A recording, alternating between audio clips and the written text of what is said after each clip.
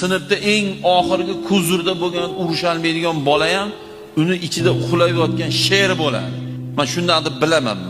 Agar singlisiga, opasiga yo qiziga yo onasiga nisbatan nohaqlik bo'ladigan bo'lsa, uni ichida sher uyg'onib ketadi. Ya'ni ko'zim og'darilib qoldi deb qo'yadi, majoziy ma'noda. Shuna bo'lib ketib qoladi. Faqat uni nikohida turganligi uchun tishini tishiga qo'yadi xolos. Nima demoqchiman? Shunday erkaklar chiqyapti ekanki, kuyov bola aytar ekanki, ana ko'ryapsanmi, orqangdan kim kelalyapti sanadir ekan. Kuyovimiz shuna deyapti deylik. Ko'ryapsanmi mana kim keladi orqangdan sani?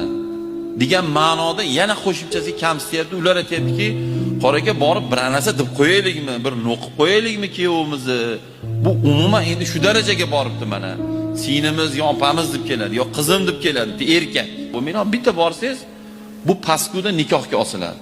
Darrov nikohga osiladi. Shuncha tek qo'ying, vaqt davolaydi deymiz, indamen deymiz. U keliningiz yoki sizni xotiningiz orqasidan kelmayapti degani u qizi kerak emas yo singlisi kerak emas yo sizga duxi yetmayapti emas. Barda shuki solib qo'yadi, opasi uchun, singlisi uchun.